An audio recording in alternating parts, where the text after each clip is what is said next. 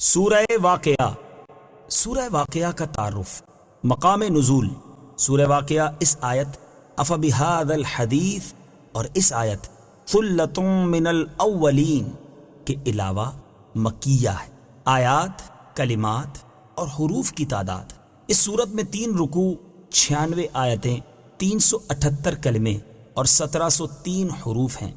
واقعہ نام رکھنے کی وجہ، واقعہ قیامت کا ایک نام ہے اور اس صورت کا نام واقعہ اس کی پہلی آیت میں مذکور لفظ الواقعہ کی مناسبت سے رکھا گیا ہے۔ سورہ واقعہ کے فضائل۔ نمبر 1، حضرت عبداللہ ابن مسعود رضی اللہ تعالی عنہ سے روایت ہے، نبی کریم صلی اللہ تعالی علیہ وآلہ وسلم نے ارشاد فرمایا، جو شخص روزانہ رات کے وقت سورہ واقعہ پڑھے تو وہ فاقے سے ہمیشہ محفوظ رہے گا۔ نمبر 2، حضرت انس بن مالک رضی اللہ تعالی عنہ سے روایت ہے، رسول کریم صلی اللہ تعالی علیہ وآلہ وسلم نے ارشاد فرمایا، اپنی عورتوں کو سورہ واقعہ سکھاؤ کیونکہ یہ سورۃ الغنا یعنی محتاجی دور کرنے والی سورت ہے۔ نمبر 3، مروی ہے کہ حضرت عثمان بن عفان رضی اللہ تعالی عنہ حضرت عبداللہ ابن مسعود رضی اللہ تعالی عنہ کے پاس اس وقت تشریف لائے جب وہ مرض وفات میں مبتلا تھے۔ حضرت عثمان غنی رضی اللہ تعالی عنہ نے ان سے فرمایا، آپ کس چیز کی تکلیف محسوس کر رہے ہیں؟ حضرت عبداللہ ابن مسعود رضی اللہ تعالی عنہ نے جواب دیا، اپنے گناہوں کی تکلیف محسوس کر رہا ہوں۔ حضرت عثمان غنی رضی اللہ تعالی عنہ نے فرمایا، آپ کو کس چیز کی آرزو ہے؟ حضرت عبداللہ ابن مسعود رضی اللہ تعالی عنہ نے جواب دیا، مجھے اپنے رب عز و جل کی رحمت کی آرزو ہے۔ حضرت عثمان غنی رضی اللہ تعالی عنہ نے فرمایا، آپ کسی طبیب کو کیوں نہیں بلوا لیتے؟ حضرت عبداللہ ابن مسعود رضی اللہ تعالی عنہ نے جواب دیا، طبیب ہی نے تو مجھے مرض میں مبتلا کیا ہے۔ حضرت عثمان غنی رضی اللہ تعالیٰ عنہ نے فرمایا کہ ہم آپ کو کچھ مال عطا کرنے کا حکم نہ کریں؟ حضرت عبداللہ ابن مسعود رضی اللہ تعالیٰ عنہ نے جواب دیا، مجھے اس کی کوئی حاجت نہیں۔ حضرت عثمان غنی رضی اللہ تعالیٰ عنہ نے فرمایا، ہم وہ مال آپ کی بیٹیوں کو دے دیتے ہیں۔ حضرت عبداللہ ابن مسعود رضی اللہ تعالیٰ عنہ نے جواب دیا، انہیں بھی اس مال کی کوئی ضرورت نہیں، میں نے انہیں حکم دیا ہے کہ وہ سورہ واقعہ پڑھا کریں کیونکہ میں نے رسول اللہ صلی اللہ تعالیٰ علیہ وآلہ وسلم کو ارشاد فرماتے سنا ہے کہ جو شخص روزانہ رات کے وقت سورہ واقعہ پڑھے تو وہ فاقے سے ہمیشہ محفوظ رہے گا۔ نمبر 4، حضرت مسروق رضی اللہ تعالی عنہ فرماتے ہیں، جسے یہ بات خوش کرے کہ وہ اولین و آخرین کا علم اور دنیا و آخرت کا علم جان جائے تو اسے چاہیے کہ سورہ واقعہ پڑھ لے۔ سورہ واقعہ کے مضامین۔ اس سورت کا مرکزی مضمون یہ ہے کہ اس میں اللہ تعالیٰ کی وحدانیت کے دلائل، حشر کے احوال اور لوگوں کا انجام بیان کیا گیا ہے، اور اس میں یہ چیزیں بیان کی گئی ہیں۔ نمبر 1، اس سورت کی ابتدا میں قیامت قائم ہونے اور اس وقت زمین کے تھر تھرانے اور پہاڑوں کے ریزہ ریزہ ہو جانے کا ذکر ہے۔ نمبر 2، حساب کے وقت لوگوں کی 3 قسمیں بیان کی گئیں۔ نمبر 1، دائیں طرف والے، نمبر 2، بائیں طرف والے، نمبر 3، سبقت کرنے والے۔ پھر ان تینوں اقسام کے لوگوں کا حال اور قیامت کے دن ان کے لیے جو جزا تیار کی گئی ہے اسے بیان فرمایا گیا۔ نمبر 3، اللہ تعالیٰ کے وجود اور اس کی وحدانیت کے دلائل، انسانوں کی تخلیق، نباتات کو پیدا کرنے اور پانی نازل کرنے میں اس کی قدرت کے کمال پر دلائل بیان کیے گئے۔ نمبر 4، قرآن پاک کا ذکر کیا گیا اور یہ بتایا گیا کہ قرآن پاک سب جہانوں کے پالنے والے رب تعالیٰ کی نازل کردہ کتاب ہے۔ نمبر 5، اس سورت کے آخر میں ان 3 اقسام کے لوگوں کا حال اور ان کا انجام بیان کیا گیا۔ نمبر 1، سعادت مند، نمبر 2، بدبخت، اور نمبر 3، نیکیوں میں سبقت کرنے والے۔ سورہ رحمان کے ساتھ مناسبت۔ سورہ واقعہ کی اپنے سے ما قبل سورت رحمان کے ساتھ ایک مناسبت یہ ہے کہ دونوں سورتوں میں قیامت کے حالات، جنت کے اوصاف اور جہنم کی ہولناکیاں بیان کی گئی ہیں۔ دوسری مناسبت یہ ہے کہ جو چیز سورہ رحمان کے شروع میں ذکر کی گئی اسے سورہ واقعہ کے آخر میں بیان کیا گیا، اور جو چیز سورہ رحمان کے آخر میں بیان کی گئی اسے سورہ واقعہ کی ابتدا میں بیان کیا گیا۔ جیسے سورہ رحمان کے شروع میں قرآن مجید کا ذکر کیا گیا، پھر سورج اور چاند کا، پھر نباتات کا، پھر انسانوں اور جنات کی تخلیق کا ذکر کیا گیا، پھر قیامت، جہنم اور جنت کی صفات بیان کی گئیں، اور سورہ واقعہ میں پہلے قیامت کی صفات اور اس کی ہولناکیاں بیان کی گئیں، پھر جنت اور جہنم کی صفات ذکر کی گئیں، پھر انسان کی تخلیق، نباتات، پانی اور آگ کا ذکر کیا گیا، اس کے بعد ستاروں کا، اور آخر میں قرآن مجید کا ذکر کیا گیا۔ بسم اللہ الرحمن الرحیم۔ ترجمہ، اللہ کے نام سے شروع جو نہایت مہربان رحمت والا ہے۔ اذا وقعت الواقعہ، ليس لوقعتها كاذبة. ترجمہ: جب واقع ہونے والی واقع ہوگی اس وقت اس کے واقع ہونے میں کسی کو انکار کی گنجائش نہ ہوگی. إذا وقعت الواقعة. جب واقع ہونے والی واقع ہوگی. تفسیر صراط الجنان میں ہے اس آیت اور اس کے بعد والی آیت کا خلاصہ یہ ہے کہ جب قیامت قائم ہوگی، جو کہ ضرور قائم ہونے والی ہے، تو اس وقت ہر ایک اس کا اعتراف کر لے گا اور اس کے واقع ہونے کا کوئی انکار نہیں کر سکے گا. اور قیامت چونکہ بہر صورت واقع ہوگی اس لیے اس کا نام واقعہ رکھا گیا ہے. قیامت ضرور واقع ہوگی. تفسیر صراط الجنان میں ہے اس سے معلوم ہوا کہ قیامت ضرور واقع ہوگی، اس لیے ہر ایک کو قیامت سے ڈرنا چاہیے اور اس دن کے لیے دنیا کی زندگی میں ہی تیاری کر لینی چاہیے. چنانچہ قیامت کے بارے میں ایک اور مقام پر اللہ تعالیٰ ارشاد فرماتا ہے: واتقوا يوما لا تجزي نفس عن نفس شيئا ولا يقبل منها شفاعة ولا يؤخذ منها عدل ولا هم ينصرون. ترجمہ: اور اس دن سے ڈرو جس دن کوئی جان کسی دوسرے کی طرف سے بدلہ نہ دے گی اور نہ کوئی سفارش مانی جائے گی اور نہ اس سے کوئی معاوضہ لیا جائے گا اور نہ ان کی مدد کی جائے گی. اور ارشاد فرمایا: واتقوا يوما ترجعون فيه إلى الله ثم توفى كل نفس ما كسبت وهم لا يظلمون. ترجمہ: اور اس دن سے ڈرو جس میں تم اللہ کی طرف لوٹائے جاؤ گے، پھر ہر جان کو اس کی کمائی کی جزا بھرپور دی جائے گی اور ان پر ظلم نہیں ہوگا. اور ارشاد فرمایا: فكيف إذا جمعناهم ليوم لا ريب فيه ووفيت كل نفس ما كسبت وهم لا يظلمون. ترجمہ: تو کیسی حالت ہوگی جب ہم انہیں اس دن کے لیے اکٹھا کریں گے جس میں کوئی شک نہیں، اور اس دن ہر جان کو اس کی پوری کمائی دی جائے گی اور ان پر ظلم نہ ہوگا. خافضة رافعة. ترجمہ: کسی کو نیچا کرنے والی، کسی کو بلندی دینے والی. خافضة. کسی کو نیچا کرنے والی. تفسیر صراط الجنان میں ہے اس آیت میں قیامت کا ایک وصف بیان کیا گیا کہ یہ کسی قوم کو اس کے اعمال کی وجہ سے جہنم میں گرا کر اسے نیچا کرنے والی ہے، اور کسی قوم کو اس کے اعمال کی بنا پر جنت میں داخل کر کے اسے بلندی دینے والی ہے. حضرت عمر بن خطاب رضی اللہ تعالیٰ عنہ اس آیت کی تفسیر میں فرماتے ہیں: قیامت اللہ تعالیٰ کے دشمنوں کو جہنم میں گرا کر ذلیل کرے گی اور اللہ تعالیٰ کے اولیاء کو جنت میں داخل کر کے ان کے مرتبے بلند کرے گی. اور حضرت عبداللہ ابن عباس رضی اللہ تعالیٰ عنہما اس آیت کی تفسیر میں فرماتے ہیں: جو لوگ دنیا میں اونچے بنتے تھے قیامت انہیں پست اور ذلیل کرے گی، اور جو لوگ دنیا میں کمزور تھے اور عاجزی و انکساری کیا کرتے تھے ان کے مرتبے بلند کرے گی. إذا رجت الأرض رجا وبست الجبال بسا فكانت هباء منبثا. ترجمہ: جب زمین تھر تھرا کر کانپے گی اور پہاڑ چورا ہو کر ریزہ ریزہ ہو جائیں گے تو وہ ہوا میں بکھرے ہوئے غبار جیسے ہو جائیں گے. إذا رجت الأرض رجا. جب زمین تھر تھرا کر کانپے گی. تفسیر صراط الجنان میں ہے اس آیت اور اس کے بعد والی 2 آیات کا خلاصہ یہ ہے کہ جب قیامت قائم ہوگی تو اس وقت زمین تھر تھرا کر کانپے گی، جس سے اس کے اوپر موجود پہاڑ اور تمام عمارتیں گر جائیں گی، اور یہ اپنے اندر موجود تمام چیزیں باہر آ جانے تک کانپتی رہے گی، اور پہاڑ چورا ہو کر خشک ستو کی طرح ریزہ ریزہ ہو جائیں گے، اور وہ اس وجہ سے ہوا میں بکھرے ہوئے غبار جیسے ہو جائیں گے.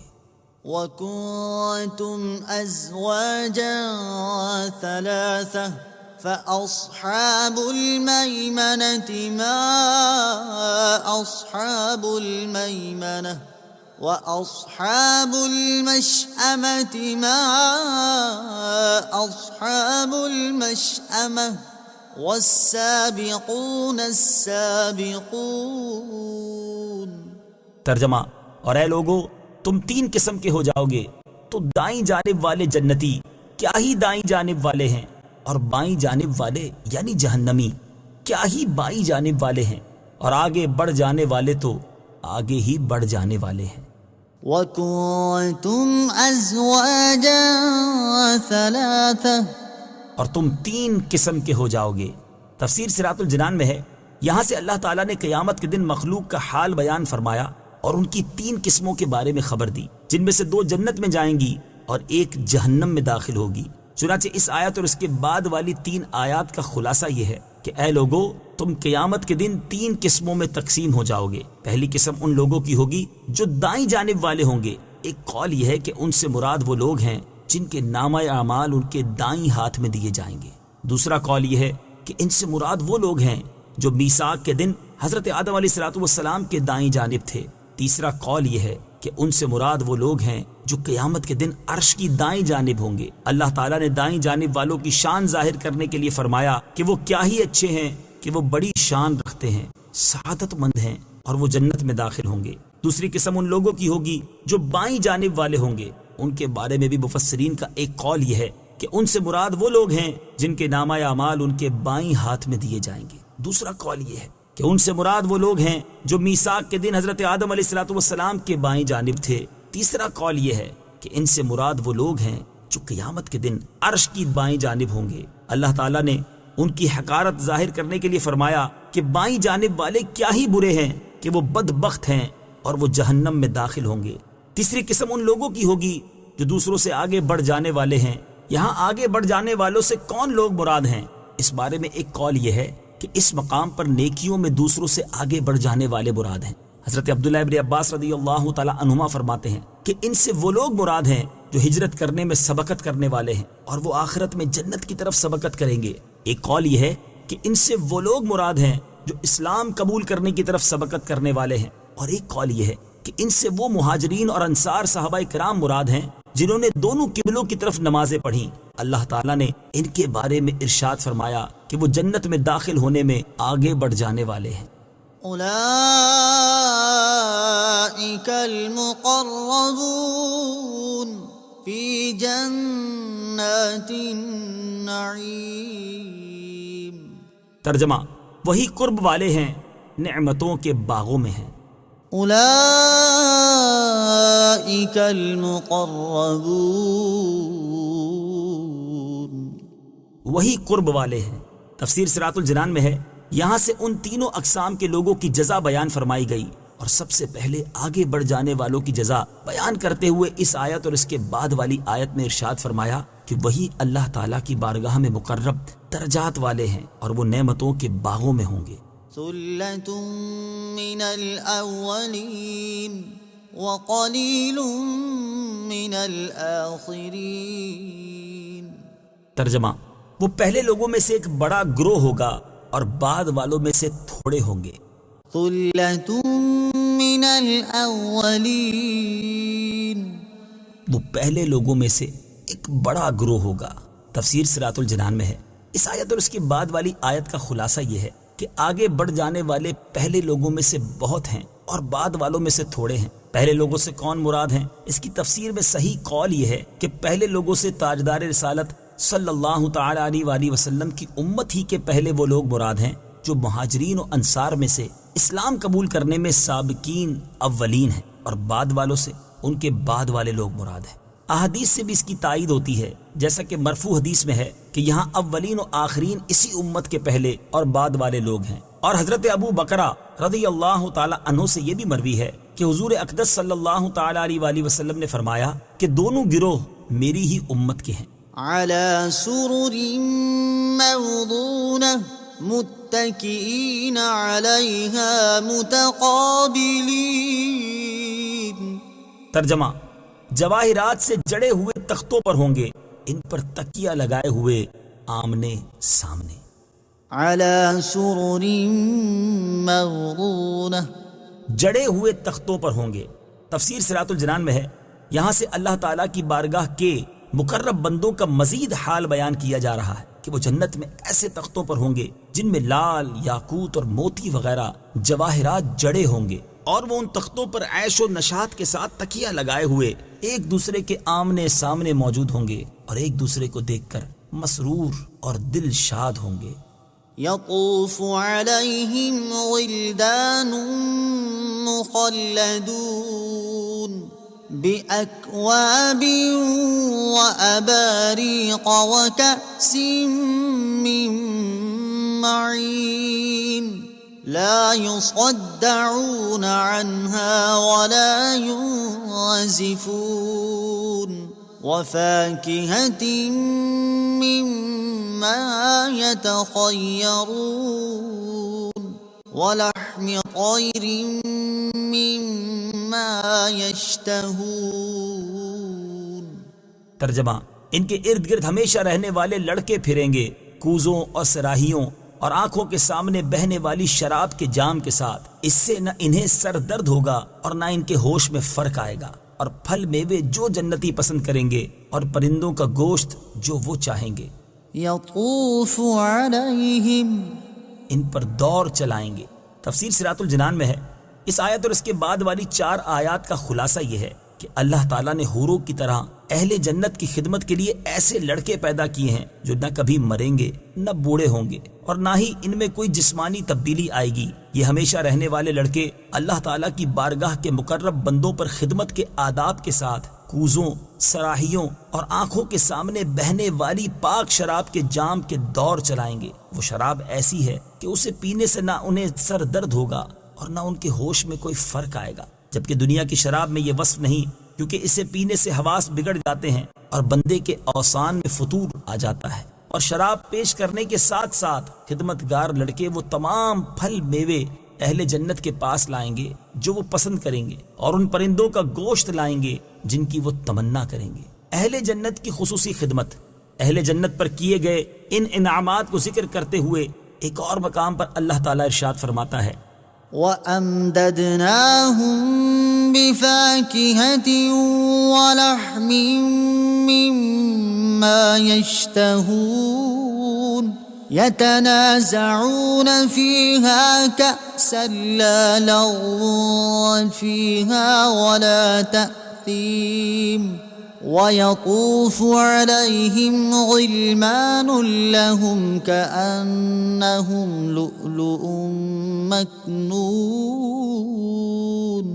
ترجمہ، اور پھلوں، میووں اور گوشت جو وہ چاہیں گے ان کے ساتھ ہم ان کی مدد کرتے رہیں گے۔ جنتی لوگ جنت میں شراب کے ایسے جام ایک دوسرے سے لیں گے جس میں نہ کوئی بےہودگی ہوگی اور نہ گناہ کی کوئی بات، اور ان کے خدمتگار لڑکے ان کے گرد پھریں گے گویا وہ چھپا کر رکھے ہوئے موتی ہیں۔ یاد رہے کہ خدمتگار لڑکوں کا اہل جنت کو پھل اور گوشت پیش کرنا ان کی خصوصی خدمت کے طور پر ہوگا، ورنہ جنتی درختوں پر لگے ہوئے پھل ان کے اتنے قریب ہوں گے کہ وہ کھڑے، بیٹھے، لیٹے ہر حال میں اسے پکڑ سکیں گے، اور جس پرندے کی تمنا کریں گے وہ بھنا ہوا ان کے سامنے حاضر ہو جائے گا۔ اللہ تعالیٰ ارشاد فرماتا ہے، وَجَنَى الْجَنَّتَيْنِ دَانٍ۔ ترجمہ، اور دونوں جنتوں کا پھل جھکا ہوا ہے، اور ارشاد فرماتا ہے، قُطُوفُهَا دَانِيَةٌ۔ ترجمہ، اس کے پھل قریب ہوں گے۔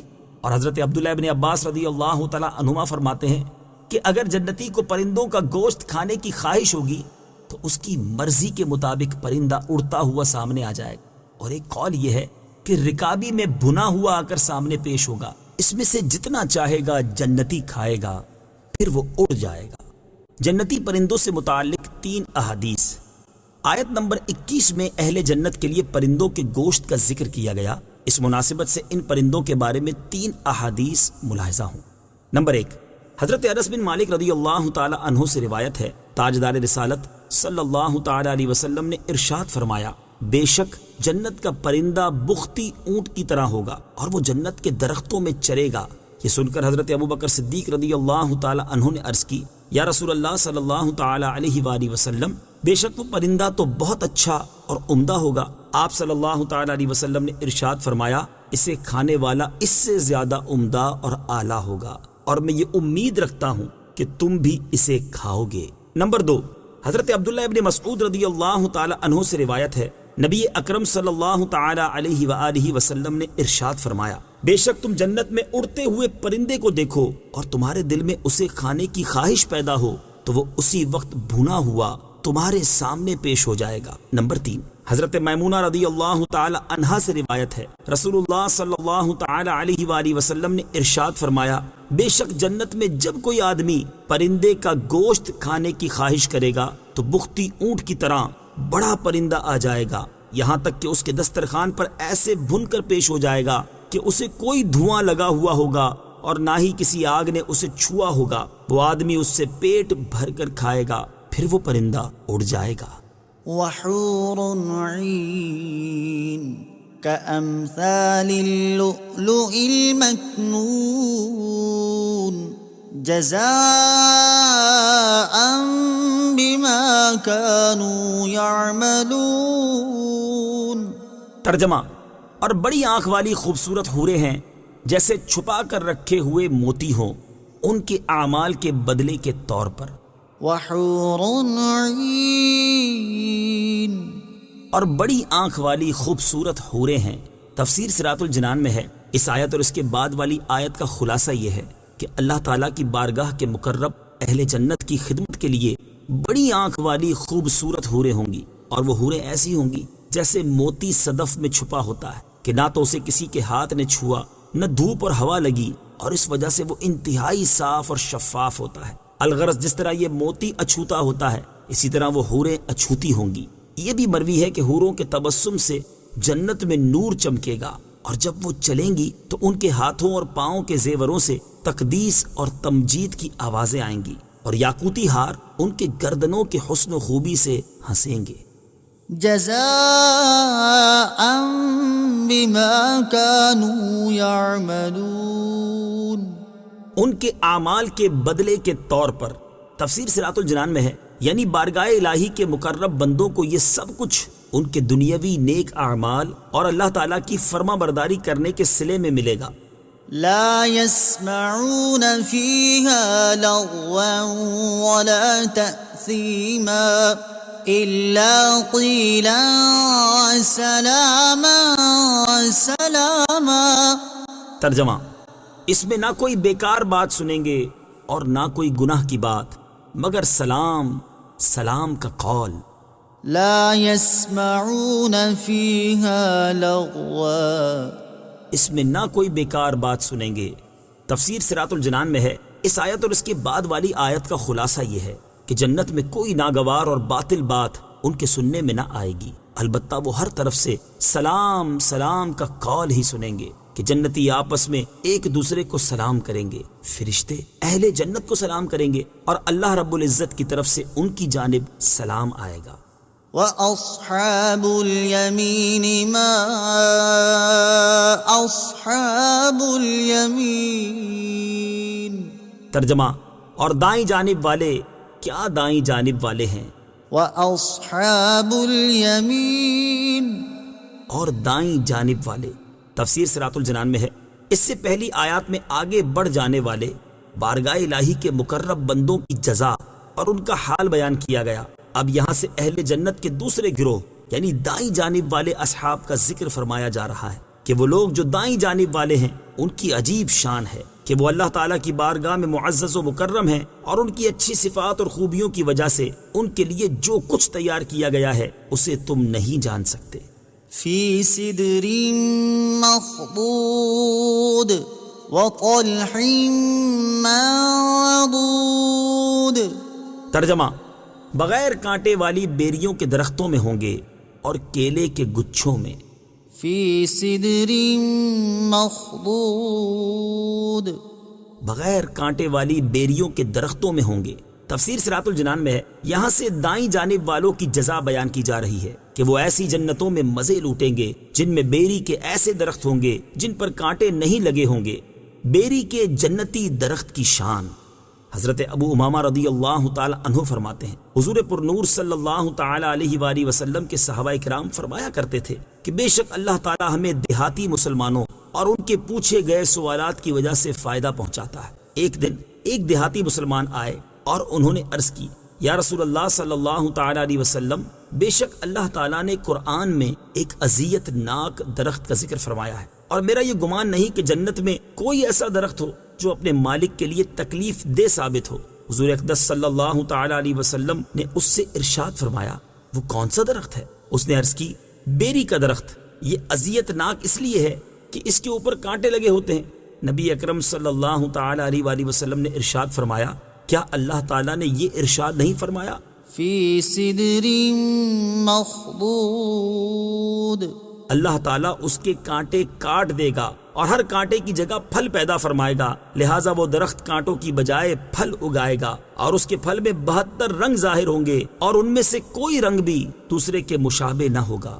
وطلح منضود، اور کیلے کے گچھوں میں، تفسیر صراط الجنان میں ہے، یعنی دائیں جانب والے ان جنتوں میں مزے کریں گے جن میں کیلے کے ایسے درخت ہوں گے جو جڑ سے چوٹی تک کیلے کے گچھوں سے بھرے ہوئے ہوں گے۔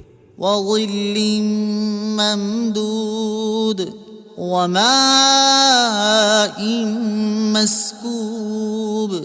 ترجمہ، اور دراز سائے میں اور جاری پانی میں۔ وظل ممدود، اور ہمیشہ کے سائے میں۔ تفسیر صراط الجنان میں ہے، ارشاد فرمایا کہ دائیں جانب والے ان جنتوں میں ہمیشہ رہنے والے دراز سائے میں ہوں گے۔ بخاری شریف کی حدیث ہے، حضرت ابو ہریرہ رضی اللہ تعالی عنہ سے روایت ہے، رسول کریم صلی اللہ تعالی علیہ وآلہ وسلم نے ارشاد فرمایا، جنت میں ایک ایسا درخت ہے جس کے سائے میں سوار شخص 100 سال تک دوڑتا رہے تو وہ اسے طے نہ کر سکے گا۔ اگر تم چاہو تو یہ آیت پڑھ لو۔ وظل ممدود، جنت میں سایہ ہے یا نہیں؟ جنت میں سایہ ہے یا نہیں، اس بارے میں بعض مفسرین کا قول یہ ہے کہ جنت میں سورج نہ ہونے کے باوجود سایہ ہے، جیسا کہ ابو عبداللہ محمد بن احمد قرطبی رحمت اللہ تعالی علیہ فرماتے ہیں، پوری جنت سائے دار ہے حالانکہ وہاں سورج نہیں ہے۔ اور بعض مفسرین کے نزدیک جنت میں سایہ نہیں، اور آیت میں سائے سے اس کا مجازی معنی مراد ہے، جیسا کہ علامہ اسماعیل حقی رحمت اللہ تعالی علیہ فرماتے ہیں کہ یہاں آیت میں سائے سے اس کا حقیقی معنی نہیں بلکہ مجازی معنی راحت و آرام مراد ہے۔ وماء مسکوب، اور جاری پانی میں، یعنی دائیں جانب والے ان جنتوں میں ہوں گے جن کی زمینی سطح پر پانی ہمیشہ کے لیے جاری ہوگا، اور وہ جب چاہیں جہاں سے چاہیں کسی مشقت کے بغیر پانی حاصل کر لیں گے۔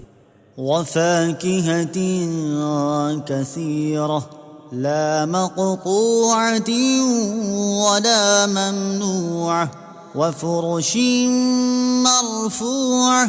ترجمہ، اور بہت سے پھلوں میں جو نہ ختم ہوں گے اور نہ روکے جائیں گے، اور بلند بچھونوں میں ہوں گے۔ وفاكهة كثيرة، اور بہت سے پھلوں میں۔ تفسیر صراط الجنان میں ہے، اس آیت اور اس کے بعد والی آیت کا خلاصہ یہ ہے کہ دائیں جانب والے ان جنتوں میں ہوں گے جن میں مختلف اجناس اور اقسام کے بہت سے پھل ہیں، اور وہ پھل کبھی ختم نہ ہوں گے، کیونکہ جب بھی کوئی پھل توڑا جائے گا تو فوراً اس کی جگہ ویسے ہی 2 پھل آ جائیں گے، اور اہل جنت کو ان پھلوں کے استعمال سے نہ کوئی روک ٹوک ہوگی، نہ شرعی رکاوٹ، نہ طبی پابندی، اور نہ کسی بندے کی طرف سے ممانعت ہوگی۔ وفرش مرفوعة، اور بلند بچھونوں میں ہوں گے۔ تفسیر صراط الجنان میں ہے، اس آیت کے معنی یہ ہیں کہ دائیں جانب والے جنتوں میں آرام کے بستروں میں ہوں گے جو جواہرات سے سجے ہوئے اونچے اونچے تختوں پر بچھے ہوئے ہوں گے۔ إنا أنشأناهن إنشاء فجعلناهن أبكارا عربا أترابا لأصحاب اليمين۔ ترجمہ، بے شک ہم نے ان جنتی عورتوں کو ایک خاص انداز سے پیدا کیا تو ہم نے انہیں کنواریاں بنایا، محبت کرنے والیاں، سب ایک عمر والیاں، دائیں جانب والوں کے لیے۔ إنا أنشأناهن إنشاء، بے شک ہم نے ان جنتی عورتوں کو ایک خاص انداز سے پیدا کیا۔ تفسیر صراط الجنان میں ہے، اس آیت اور اس کے بعد والی 2 آیات کا خلاصہ یہ ہے کہ بے شک ہم نے ان جنتی عورتوں کو ایک خاص انداز سے پیدا کیا، تو ہم نے انہیں ایسی کنواریاں بنایا جب بھی ان کے شوہر ان کے پاس جائیں گے وہ انہیں کنواریاں ہی پائیں گے، اور وہ عورتیں اپنے شوہروں سے بے پناہ محبت کرنے والیاں ہیں، اور ان سب کی عمر بھی ایک ہوگی کہ 33 سال کی جوان ہوں گی، اسی طرح ان کے شوہر بھی جوان ہوں گے، اور یہ جوانی ہمیشہ قائم رہنے والی ہوگی۔ بعض مفسرین کے نزدیک ان عورتوں سے دنیا کی عورتیں مراد ہیں، اور بعض مفسرین کے نزدیک ان سے مراد حوریں ہیں۔ کوئی بوڑھی عورت جنت میں نہ جائے گی۔ یہاں ہم اسی آیت سے متعلق ایک دلچسپ روایت ذکر کرتے ہیں۔ چنانچہ حضرت انس بن مالک رضی اللہ تعالی عنہ سے روایت ہے، وہ فرماتے ہیں نبی کریم صلی اللہ تعالی علیہ وسلم نے ایک بوڑھی عورت سے فرمایا کہ جنت میں کوئی بوڑھی عورت نہ جائے گی۔ انہوں نے پریشان ہو کر عرض کی تو پھر ان کا کیا بنے گا؟ حالانکہ وہ عورت قرآن پڑھا کرتی تھی۔ تاجدار رسالت صلی اللہ تعالی علیہ وآلہ وسلم نے ارشاد فرمایا، کیا تم نے قرآن میں یہ نہیں پڑھا؟ إِنَّا أَنشَأْنَاهُنَّ إِنشَاءً فَجَعَلْنَاهُنَّ أَبْكَارًا۔ ترجمہ، بے شک ہم نے ان جنتی عورتوں کو ایک خاص انداز سے پیدا کیا تو ہم نے انہیں کنواریاں بنایا۔ لِأَصْحَابِ الْيَمِينِ، دائیں جانب والوں کے لیے۔ اس آیت کی ایک تفسیر یہ ہے کہ ہم نے ان عورتوں کو دائیں جانب والوں کے لیے پیدا کیا، اور ایک تفسیر یہ ہے کہ جو نعمتیں بیان کی گئیں یہ ان لوگوں کے لیے ہیں جو دائیں جانب والے ہیں۔ ثُلَّةٌ مِّنَ الْأَوَّلِينَ وَثُلَّةٌ مِّنَ الْآخِرِينَ۔ ترجمہ، پہلے لوگوں میں سے ایک بڑا گروہ ہے اور بعد والے لوگوں میں سے بھی ایک بڑا گروہ ہے۔ ثُلَّةٌ مِّنَ الْأَوَّلِينَ، پہلے لوگوں میں سے ایک بڑا گروہ ہے۔ تفسیر صراط الجنان میں ہے، اس سے پہلے رکوع میں آگے بڑھ جانے والے اور بارگاہ الہی کے مقرب بندوں کی 2 جماعتوں کا ذکر کیا گیا تھا، اور یہاں اس آیت اور اس کے بعد والی آیت میں دائیں جانب والوں کے 2 گروہوں کا بیان کیا گیا ہے کہ وہ اس امت کے پہلوں اور بعد والوں دونوں گروہوں میں سے ہوں گے۔ پہلا گروہ سید المرسلین صلی اللہ تعالی علیہ وآلہ وسلم کے صحابہ کرام علیہم الرضوان ہیں، اور بعد والوں سے قیامت تک کے صحابہ کرام سے بعد والے مراد ہیں۔ وَأَصْحَابُ الشِّمَالِ مَا أَصْحَابُ الشِّمَالِ۔ ترجمہ، اور بائیں جانب والے کیا بائیں جانب والے ہیں۔ وَأَصْحَابُ الشِّمَالِ، ترجمہ، اور بائیں جانب والے۔ تفسیر صراط الجنان میں ہے، اہل جنت کے 2 گروہوں کا حال اور ان کی جزا بیان کرنے کے بعد اب اہل جہنم کے گروہوں کا حال اور اس کا انجام بیان کیا جا رہا ہے۔ چنانچہ اس آیت میں ارشاد فرمایا کہ وہ لوگ جن کے نامہ اعمال بائیں ہاتھوں میں دیے جائیں گے، بدبختی میں ان کا حال عجیب ہے۔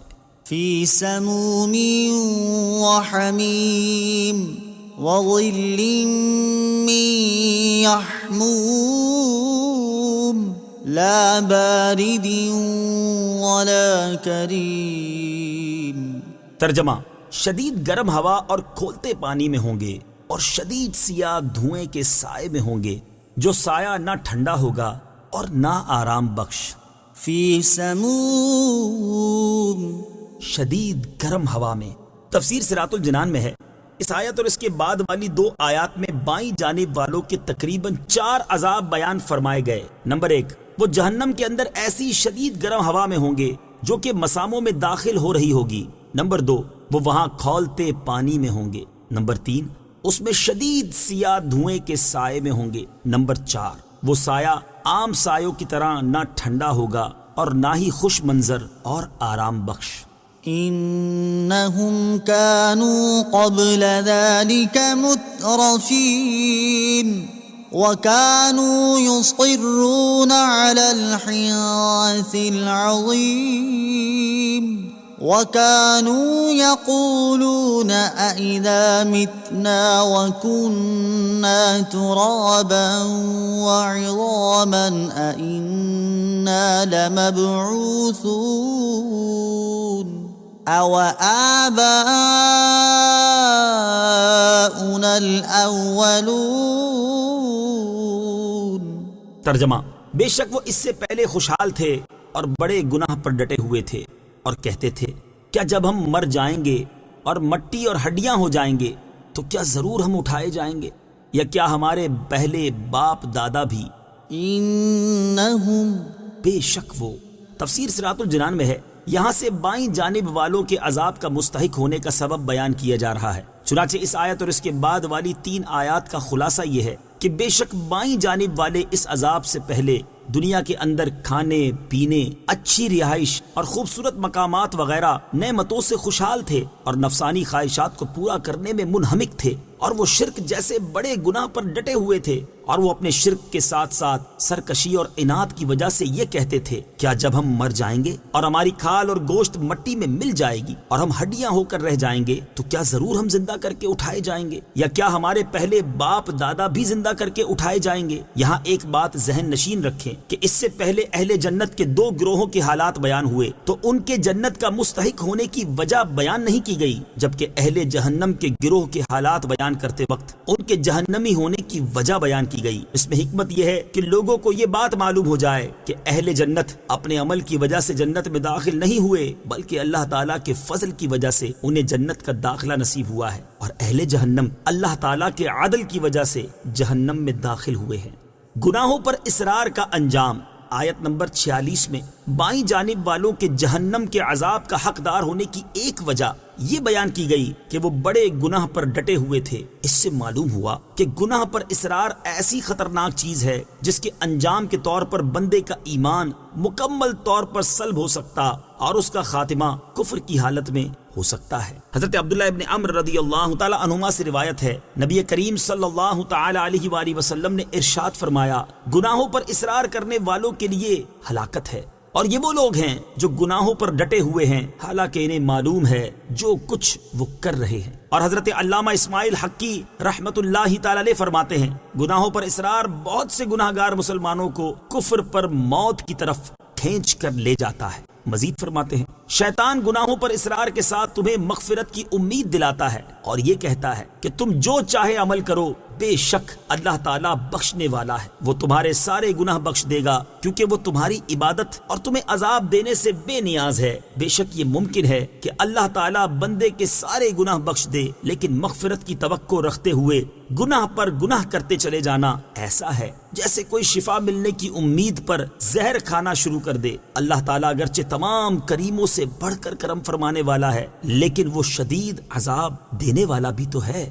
لہٰذا ہر مسلمان کو چاہیے کہ گناہوں پر قائم رہنا چھوڑ دے اور گزشتہ گناہوں پر سچے دل سے نادم ہو کر توبہ کر لے، اور اس وقت سے ڈرے جس کے بارے میں اللہ تعالیٰ ارشاد فرماتا ہے، وَلَيْسَتِ التَّوْبَةُ لِلَّذِينَ يَعْمَلُونَ السَّيِّئَاتِ حَتَّى إِذَا حَضَرَ أَحَدَهُمُ الْمَوْتُ قَالَ إِنِّي تُبْتُ الْآنَ وَلَا الَّذِينَ يَمُوتُونَ وَهُمْ كُفَّارٌ أُولَئِكَ أَعْتَدْنَا لَهُمْ عَذَابًا أَلِيمًا۔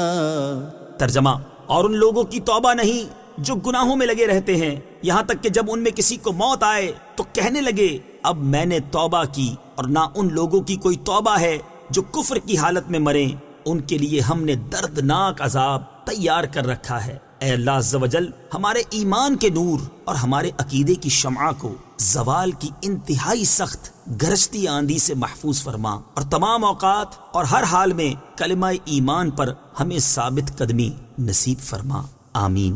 قل إن الأولين والآخرين لمجموعون إلى ميقات يوم معلوم ثم إنكم أيها الضالون المكذبون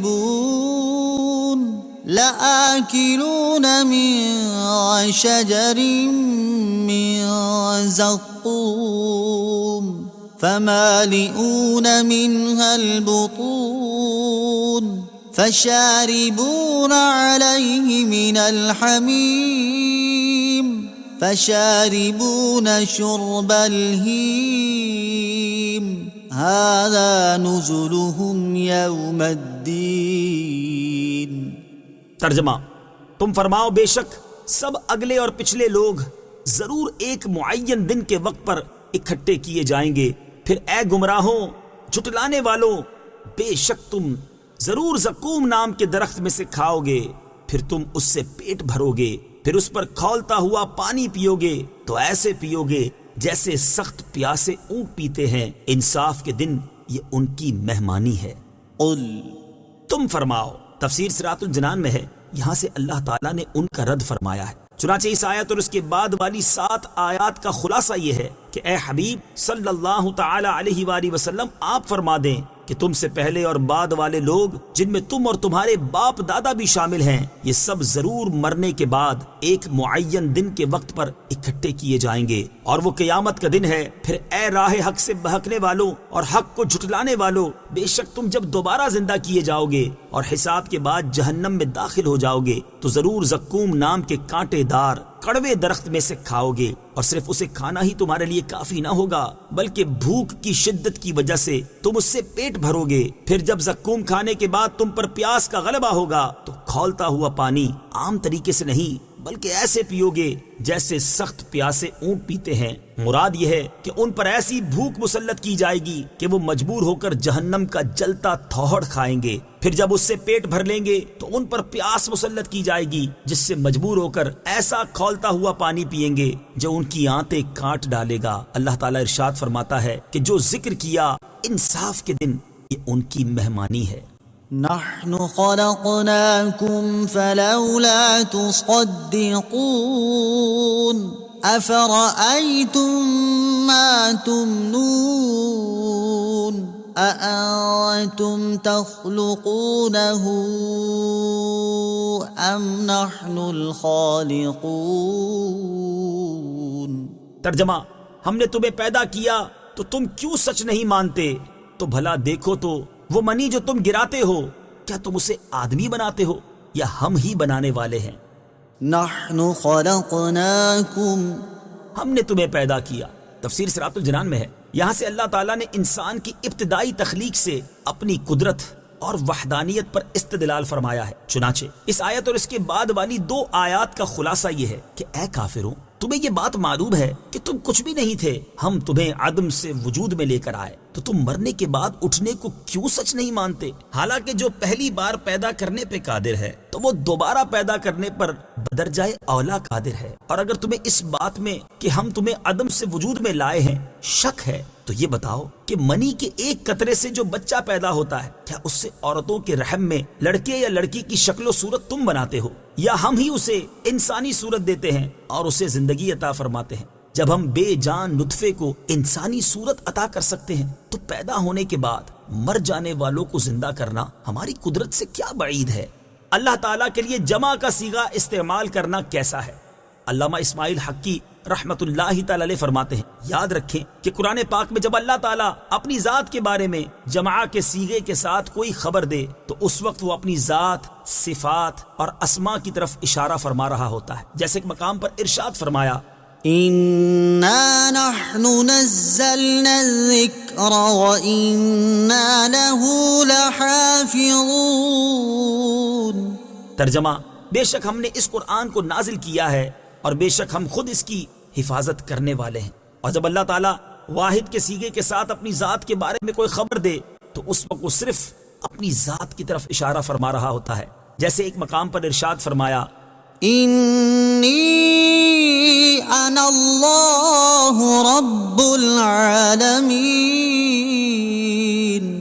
ترجمہ، بے شک میں ہی اللہ ہوں، سارے جہانوں کا پالنے والا ہوں۔ اور یہ اس وقت ہے جب اللہ تعالیٰ خود خبر دے، البتہ بندے پر لازم ہے کہ وہ ہمیشہ اللہ تعالیٰ کے لیے واحد کا صیغہ بولے، کبھی جمع کا صیغہ نہ بولے۔ جیسے یوں کہے کہ اے اللہ تو میرا رب ہے، یوں ہرگز نہ کہے کہ اے اللہ آپ میرے رب ہیں، کیونکہ اس میں شرک کا شائبہ ہے جو توحید کے منافی ہے۔ یعنی مناسب یہ ہے کہ اللہ تعالیٰ کے لیے واحد کا صیغہ استعمال کیا جائے۔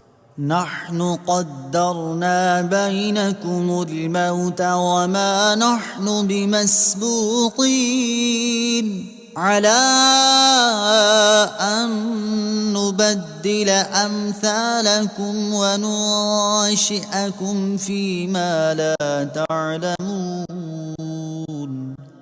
ترجمہ، ہم نے تم میں موت مقرر کر دی اور ہم اس سے پیچھے رہ جانے والے نہیں ہیں کہ تم جیسے اور بدل دیں اور تمہیں ان صورتوں میں بنا دیں جن کی تمہیں خبر نہیں۔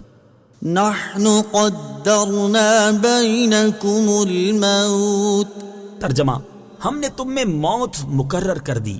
تفسیر صراط الجنان میں ہے، اس آیت اور اس کے بعد والی آیت کا خلاصہ یہ ہے کہ ہم نے اپنی حکمت اور مشیت کے تقاضے کے مطابق تم میں موت مقرر کر دی اور تمہاری عمریں مختلف رکھی، اسی لیے تم میں سے کوئی بچپن میں ہی مر جاتا ہے، کوئی جوان ہو کر، کوئی بڑھاپے اور جوانی کے درمیان عمر میں، اور کوئی بڑھاپے تک پہنچ کر مر جاتا ہے۔ الغرض جو ہم مقدر کرتے ہیں وہی ہوتا ہے، اور ہم اس بات سے پیچھے رہ جانے والے بے بس نہیں ہیں کہ تمہیں ہلاک کر کے تم جیسے اور بدل دیں اور تمہیں مسخ کر کے بندر، سور وغیرہ کی ان صورتوں میں بنا دیں جن کی تمہیں خبر نہیں۔ جب یہ سب ہماری قدرت میں ہے تو تمہیں دوبارہ پیدا کرنے سے ہم عاجز کس طرح ہو سکتے ہیں؟ انسان کو کہیں بھی اور کسی بھی وقت موت آ سکتی ہے۔ اس آیت سے معلوم ہوا کہ انسان کو موت کسی بھی وقت آ سکتی ہے، اور کسی کے لیے یہ ضروری نہیں کہ وہ بڑھاپے میں ہی موت کا شکار ہو، بلکہ بھری جوانی میں اور متوسط عمر میں بھی موت اپنے پنجے گاڑ سکتی ہے، اور اس کے لیے کوئی جگہ بھی خاص نہیں بلکہ کہیں بھی آ سکتی ہے، اور اس سے کسی صورت فرار ہونا بھی ممکن نہیں۔ نیز کسی کو بھی اس بات کی خبر نہیں کہ اس کی موت کب اور عمر کے کس حصے میں اور کہاں پر آئے گی۔ لہٰذا ہر مسلمان کو چاہیے کہ وہ ہر وقت نیک اعمال میں مصروف رہے، اپنی لمبی عمر پر بھروسہ نہ کرے، اور آخرت کی تیاری سے کسی بھی وقت غفلت نہ کرے۔ حضرت عبداللہ ابن عمر رضی اللہ تعالی عنہما سے روایت ہے، رسول کریم صلی اللہ تعالی علیہ وآلہ وسلم نے ارشاد فرمایا، دنیا میں ایسے رہو گویا تم مسافر ہو یا راہگیر، اور اپنے آپ کو قبر والوں میں سے شمار کرو۔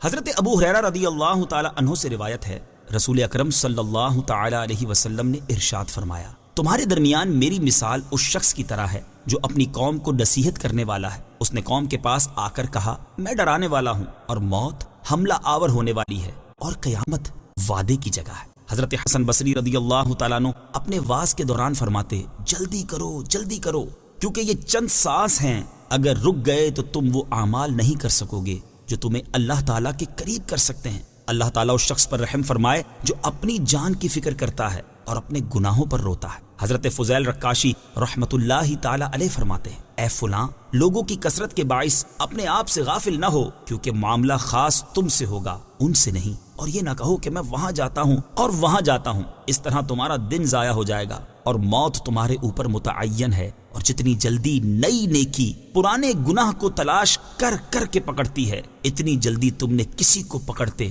نہ دیکھا ہوگا۔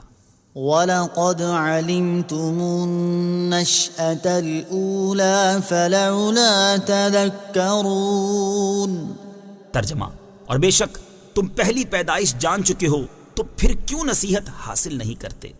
وَلَقَدْ عَلِمْتُمُ النَّشْأَةَ الْأُولَى، اور بے شک تم پہلی پیدائش جان چکے ہو۔ ارشاد فرمایا کہ تم اپنی پہلی پیدائش کے بارے میں جان چکے ہو کہ ہم تمہیں عدم سے وجود میں لائے ہیں، تو پھر اسے سامنے رکھتے ہوئے دوسری پیدائش کے متعلق کیوں غور نہیں کرتے کہ جو رب تعالیٰ پہلی بار تمہیں عدم سے وجود میں لا سکتا ہے تو وہ تمہارے مرنے کے بعد تمہیں دوسری بار زندہ کرنے پر بھی یقیناً قادر ہے۔ تعجب کے قابل شخص حضرت عبداللہ بن مسور ہاشمی رضی اللہ تعالی عنہ سے روایت ہے، نبی اکرم صلی اللہ تعالی علیہ وآلہ وسلم نے ارشاد فرمایا، اس بندے پر انتہائی تعجب ہے جو اللہ تعالیٰ کی مخلوق کو دیکھنے کے باوجود اللہ تعالیٰ کی قدرت میں شک کرتا ہے۔ اس بندے پر انتہائی تعجب ہے جو پہلی بار کی پیدائش کو دیکھنے کے باوجود دوسری بار کی پیدائش کا انکار کرتا ہے۔ اس بندے پر انتہائی تعجب ہے جو موت کے گھیر لینے کو جھٹلاتا ہے حالانکہ وہ دن رات مرتا اور زندہ ہوتا ہے۔ اس بندے پر انتہائی تعجب ہے جو ہمیشگی کے گھر یعنی جنت کی تصدیق کرنے کے باوجود دھوکے کے گھر یعنی دنیا کے لیے کوشش میں مصروف ہے۔ اس بندے پر انتہائی تعجب ہے جو اتراتا اور فخر و غرور کرتا ہے، حالانکہ وہ نطفے سے پیدا ہوا پھر وہ سڑی ہوئی لاش بن جائے گا، اور اس دوران اس پر کیا بیتے گی وہ اسے معلوم ہی نہیں۔ أفرأيتم ما تحرثون أأنتم تزرعونه أم نحن الزارعون۔ ترجمہ، تو بھلا بتاؤ تو کہ تم جو بوتے ہو کیا تم اس کی کھیتی بناتے ہو یا ہم ہی بنانے والے ہیں؟ أفرأيتم ما تحرثون، تو بھلا بتاؤ تو کہ تم جو بیج بوتے ہو۔ تفسیر صراط الجنان میں ہے، یہاں سے اللہ تعالیٰ نے حشر و نشر پر اپنی قدرت کی ایک اور دلیل بیان فرمائی ہے۔ چنانچہ اس آیت اور اس کے بعد والی آیت کا خلاصہ یہ ہے کہ اے لوگوں، تم اس کھیتی میں غور کیوں نہیں کرتے جسے تم زمین میں کاشت کرتے ہو؟ کیا تم اس کی نشو نما کر کے کھیتی بناتے ہو یا ہم ہی اسے کھیتی بنانے والے ہیں؟ اور اس بات میں کوئی شک ہی نہیں کہ اگرچہ زمین میں بیج ڈالنا تم لوگوں کا کام ہے، لیکن اس بیج سے بالیں بنانا اور اس میں دانے پیدا کرنا اللہ تعالیٰ ہی کا کام ہے اور کسی کا نہیں ہے۔ تو جب اللہ تعالیٰ بیج سے فصل پیدا کرنے پر قادر ہے تو وہ تمہاری موت کے بعد تمہیں دوبارہ زندہ کرنے پر بھی قادر ہے۔ لو نشاء لجعلناه حطاما فظلتم تفكهون إنا لمغرمون بل نحن محرومون۔ ترجمہ، اگر ہم چاہتے تو اسے چورا چورا گھاس کر دیتے، پھر تم باتیں بناتے رہ جاتے کہ ہم پر تاوان پڑ گیا ہے، بلکہ ہم بے نصیب رہے۔ لو نشاء لجعلناه حطاما، اگر ہم چاہتے تو اسے چورا چورا گھاس کر دیتے۔ تفسیر صراط الجنان میں ہے، اس آیت اور اس کے بعد والی دو آیات کا خلاصہ یہ ہے کہ ہم اپنے لطف و رحمت سے اس کھیتی کی نشو نما کرتے ہیں اور تم پر رحمت کرتے ہوئے اسے تمہارے لیے باقی رکھتے ہیں، ورنہ اگر ہم چاہتے تو زمین میں جو بیج تم بوتے ہو اسے پوری طرح پھلنے پھولنے سے پہلے ہی چورا چورا کر دیتے، جو کسی کام کا نہ رہے۔ پھر تم حیرت زدہ اور نادم و غمگین ہو کر یہ باتیں بناتے رہ جاتے کہ ہمارا مال بیکار ضائع ہو گیا، بلکہ ہم اپنے رزق سے محروم رہے۔ أفرأيتم الماء الذي تشربون أأنتم أنزلتموه من المزن أم نحن المنزلون۔ ترجمہ، تو بھلا بتاؤ تو وہ پانی جو تم پیتے ہو کیا تم نے اسے بادل سے اتارا یا ہم ہی اتارنے والے ہیں؟ أفرأيتم الماء الذي تشربون، تو بھلا بتاؤ تو وہ پانی جو تم پیتے ہو۔ تفسیر صراط الجنان میں ہے، اس آیت اور اس کے بعد والی آیت کا خلاصہ یہ ہے کہ کیا تم نے اس پانی پر غور نہیں کیا جو تم زندہ رہنے کے لیے پیتے ہو اور اس سے اپنی پیاس بجھاتے ہو؟ کیا تم نے اسے بادل سے اتارا ہے؟ ایسا ہرگز نہیں، بلکہ ہم ہی اپنی قدرت کاملہ سے اسے اتارنے والے ہیں۔ اور جب تم نے یہ جان لیا کہ ہم ہی اس پانی کو نازل کرنے والے ہیں تو صرف میری عبادت کر کے اس نعمت کا شکر ادا کیوں نہیں کرتے اور دوبارہ زندہ کرنے پر میری قدرت کا انکار کیوں کرتے ہو؟ لو نشاء جعلناه أجاجا فلولا تشكرون۔ ترجمہ، اگر ہم چاہتے تو اسے سخت کھاری کر دیتے، پھر تم کیوں شکر نہیں کرتے؟ لو نشاء جعلناه أجاجا، اگر ہم چاہتے تو اسے سخت کھاری کر دیتے۔ تفسیر صراط الجنان میں ہے، ارشاد فرمایا کہ اگر ہم چاہتے تو اس پانی کو سخت کھاری کر دیتے، اور ایسا ہو جاتا تو تم نہ اسے پی سکتے تھے نہ اس سے شجر کاری اور کھیتی باڑی کر سکتے تھے۔ یہ تم پر اللہ تعالیٰ کا احسان ہے کہ اس نے تمہاری معاشی بہتری، تمہارے فائدے اور پینے کے لیے میٹھا پانی نازل فرمایا، اور تمہیں نقصان سے بچانے کے لیے کھاری پانی نازل نہ فرمایا۔ تو پھر تم اللہ تعالیٰ کی نعمت اور اس کے احسان و کرم کا کیوں شکر نہیں کرتے؟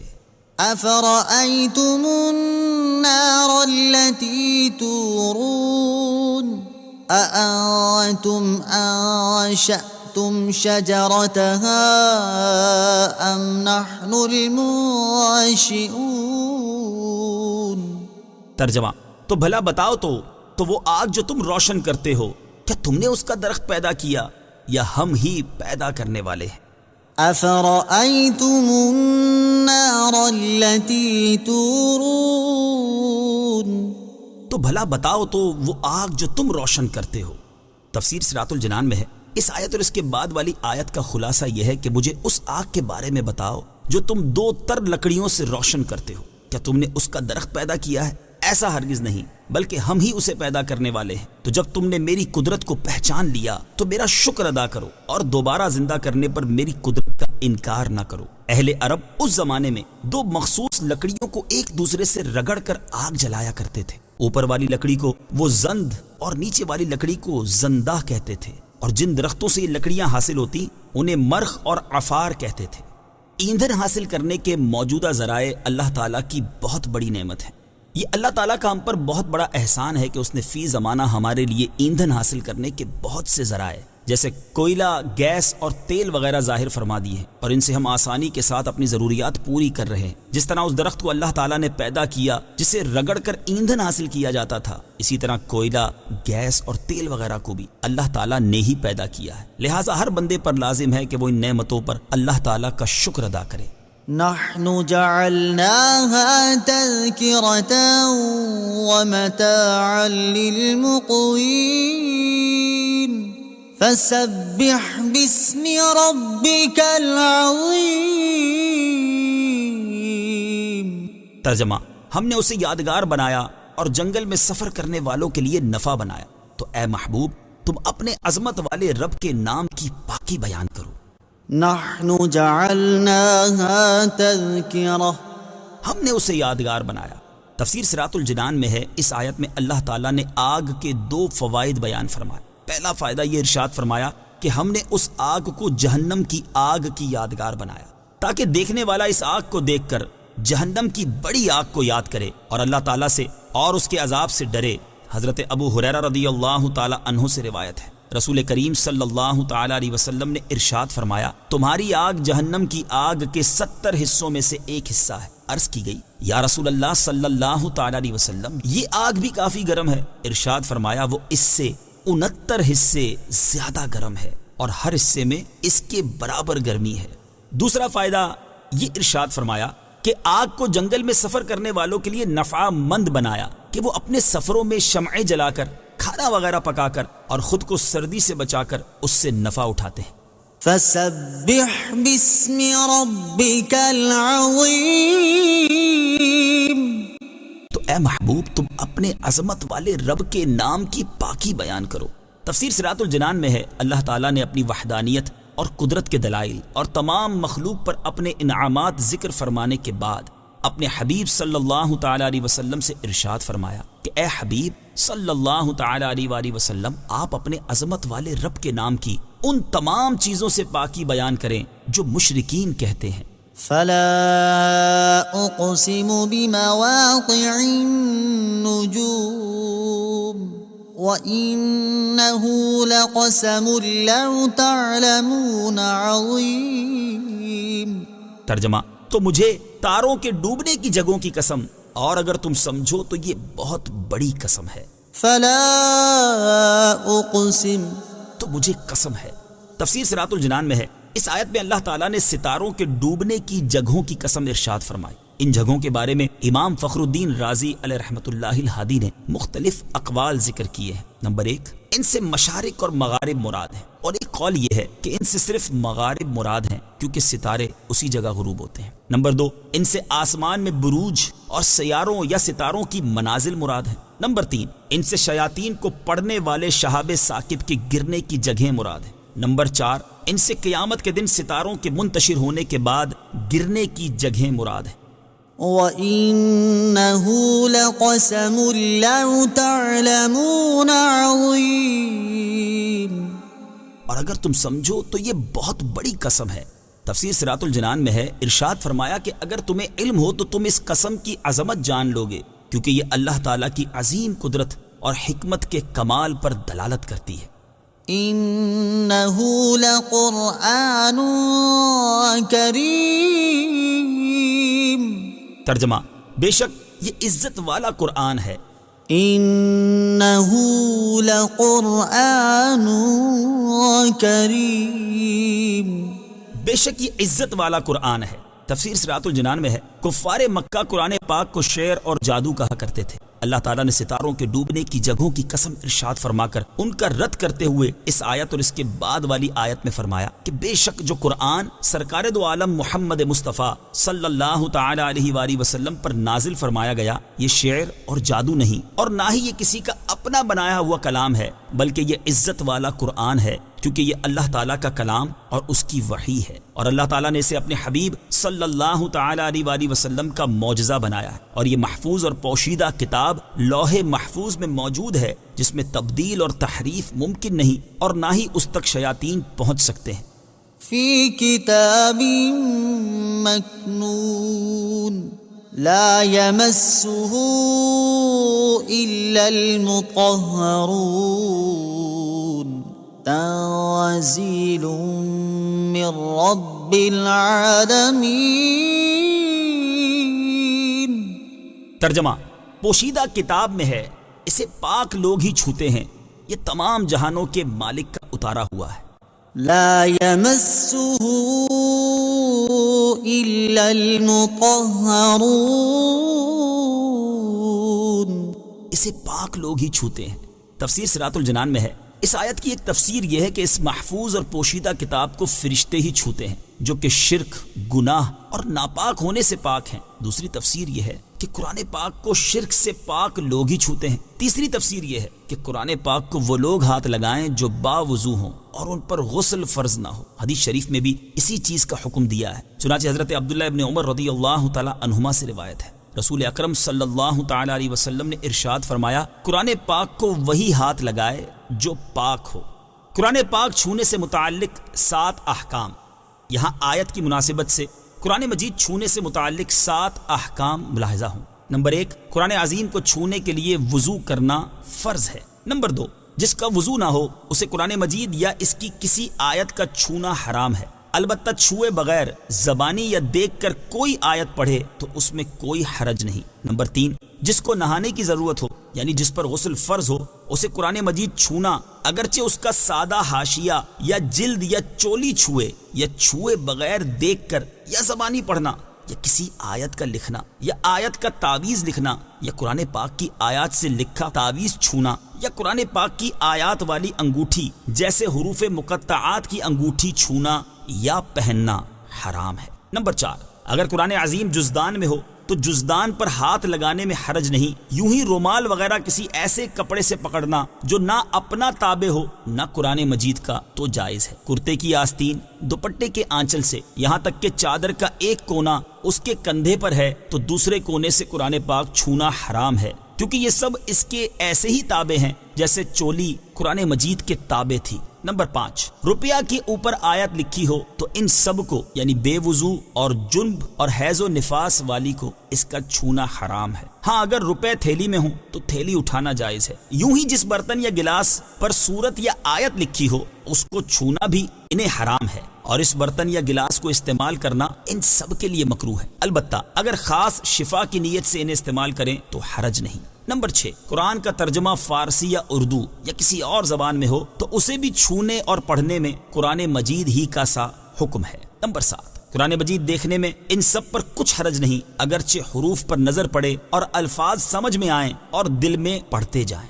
تنزیل اتارا ہوا ہے. تفسیر صراط الجنان میں ہے اس آیت میں بھی اللہ تعالیٰ نے ان لوگوں کا رد کیا جو قرآن پاک کو شعر، جادو یا کہانت کہتے ہیں اور ارشاد فرمایا کہ یہ قرآن اس رب تعالیٰ کی طرف سے نازل کیا گیا ہے جو سب جہانوں کا مالک ہے تو پھر یہ شعر یا جادو کس طرح ہو سکتا ہے؟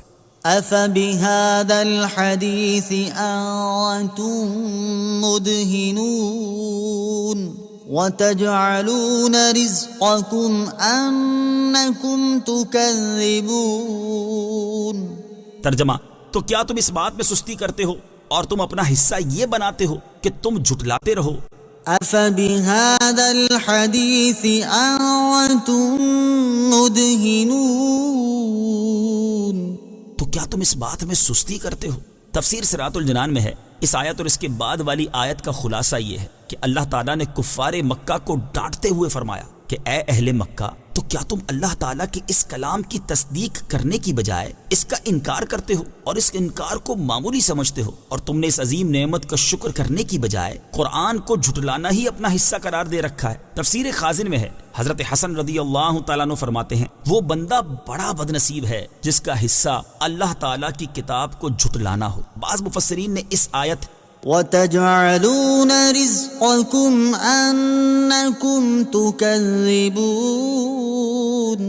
کہ یہ معنی بھی بیان کیے ہیں، اللہ تعالیٰ نے تمہیں جو نعمتیں عطا کی ہیں تم نے ان کا شکر کرنے کی بجائے انہیں جھٹلانا اپنا حصہ بنا رکھا ہے، اور جھٹلانے سے مراد یہ ہے کہ وہ نعمت ملنے کو اللہ تعالیٰ کی طرف منسوب کرنے کی بجائے اسباب کی طرف منسوب کرتے ہیں۔ حضرت زید بن خالد جوہنی رضی اللہ تعالی عنہ فرماتے ہیں تاجدار رسالت صلی اللہ تعالی علیہ وسلم نے حدیبیہ کے مقام پر بارش والی رات میں ہمیں صبح کی نماز پڑھائی۔ جب رسول کریم صلی اللہ تعالی علیہ وسلم فارغ ہوئے تو لوگوں کی طرف متوجہ ہو کر فرمایا کیا تم جانتے ہو کہ تمہارے رب عز و جل نے کیا فرمایا ہے؟ لوگ عرض گزار ہوئے اللہ تعالیٰ اور اس کا رسول بہتر جانتے ہیں۔ ارشاد فرمایا، اللہ تعالیٰ فرماتا ہے میرے بندوں نے صبح کی تو کچھ مجھ پر ایمان رکھنے والے اور کچھ منکر تھے، بہرحال جس نے کہا اللہ تعالیٰ کے فضل اور اس کی رحمت سے ہم پر بارش برسائی گئی تو وہ مجھ پر ایمان رکھنے والا اور ستاروں کا منکر ہے، اور جس نے کہا ہم پر فلاں فلاں ستارے نے بارش برسائی ہے تو وہ میرا منکر اور ستاروں پر یقین رکھنے والا ہے۔ فلولا إذا بلغت الحلقوم وأنتم حينئذ تنظرون ونحن أقرب إليه منكم ولكن لا تبصرون فلولا إن كنتم غير مدينين ترجعونها إن كنتم صادقين۔ ترجمہ، پھر کیوں نہیں جب جان گلے تک پہنچے حالانکہ تم اس وقت دیکھ رہے ہو اور ہم تم سے زیادہ اس کے قریب ہیں مگر تم دیکھتے نہیں، تو اگر تمہیں بدلہ نہیں دیا جائے گا تو کیوں نہیں روح کو لوٹا لیتے اگر تم سچے ہو۔ فلولا إذا بلغت الحلقوم، پھر کیوں نہیں جب جان گلے تک پہنچے۔ تفسیر صراط الجنان میں ہے اس آیت اور اس کے بعد والی 4 آیات کا خلاصہ یہ ہے کہ اے کفار، تمہارا حال یہ ہے کہ اگر تمہارے پاس وہ کتاب لائی جائے جس نے تمہیں اپنی مثل لانے سے عاجز کر دیا تو تم کہتے ہو کہ یہ جادو ہے اور یہ خود بنائی ہوئی کتاب ہے۔ اگر تمہاری طرف سچا رسول بھیجا جائے تو تم اسے جادوگر اور جھوٹا کہنے لگ جاتے ہو، اور اگر ہم تمہیں بارش عطا کریں تو تم کہنے لگتے ہو کہ فلاں ستارے کی وجہ سے بارش نازل ہوئی ہے۔ اگر تم اپنی ان باتوں میں سچے ہو اور تمہارے خیال کے مطابق مرنے کے بعد اٹھنا، اعمال کا حساب کیا جانا اور جزا دینے والا معبود وغیرہ یہ سب کچھ کوئی حقیقت نہیں ہے، تو پھر تم ایسا کیوں نہیں کرتے کہ جب تمہارے پیاروں میں سے کسی پر نزع کا وقت طاری ہو اور اس کی روح حلق تک پہنچ چکی ہو تو تم اپنی طاقت و قوت کے بل بوتے پر اس کی روح کو لوٹا دو، حالانکہ تم اس وقت دیکھ رہے ہوتے ہو کہ اس پر موت کی غشی طاری ہے اور اس کی روح بس نکلنے ہی والی ہے، لیکن تم اس مرنے والے کی روح لوٹانے اور اس کی جان بچانے پر قادر نہیں۔ البتہ ہم اس وقت اپنے علم و قدرت کے ساتھ تم سے زیادہ اس مرنے والے کے قریب ہوتے ہیں کہ ہر چیز کو جانتے بھی ہیں اور سب کچھ کر بھی سکتے ہیں، لیکن تم اس چیز کو نہیں جانتے۔ جب تمہیں معلوم ہے کہ روح کو لوٹا دینا تمہارے اختیار میں نہیں ہے تو سمجھ جاؤ کہ یہ کام اللہ تعالیٰ کے اختیار میں ہے، لہٰذا تم پر لازم ہے کہ اس پر ایمان لاؤ۔ فَأَمَّا إِن كَانَ مِنَ الْمُقَرَّبِينَ فَرَوْحٌ وَرَيْحَانٌ وَجَنَّةُ نَعِيمٍ۔ ترجمہ، پھر وہ فوت ہونے والا اگر مقرب بندوں میں سے ہے تو راحت اور خوشبودار پھول اور نعمتوں کی جنت ہے۔ فَأَمَّا إِن كَانَ مِنَ الْمُقَرَّبِينَ، پھر وہ فوت ہونے والا اگر مقرب بندوں میں سے ہے۔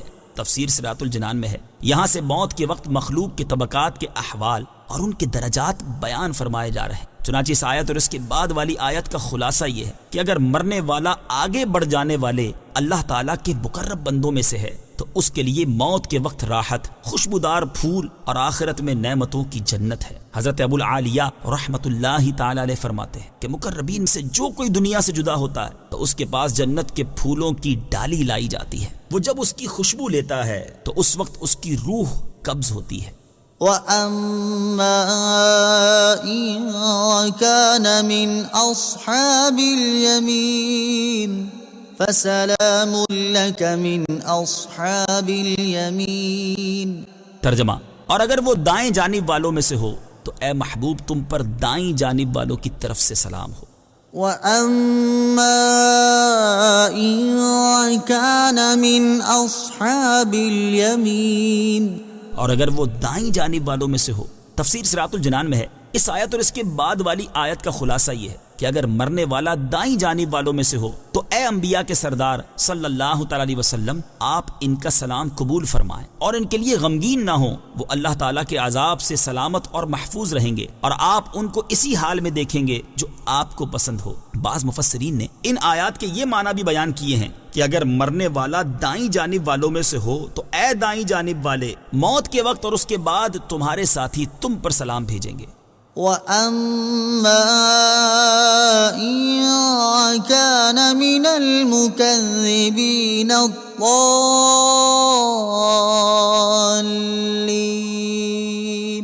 فَنُزُلٌ مِّنْ حَمِيمٍ وَتَصْلِيَةُ جَحِيمٍ۔ ترجمہ، اور اگر مرنے والا جھٹلانے والے گمراہوں میں سے ہو تو کھولتے ہوئے گرم پانی کی مہمانی اور بھڑکتی آگ میں داخل کیا جانا ہے۔ وَأَمَّا إِن كَانَ مِنَ الْمُكَذِّبِينَ الضَّالِّينَ،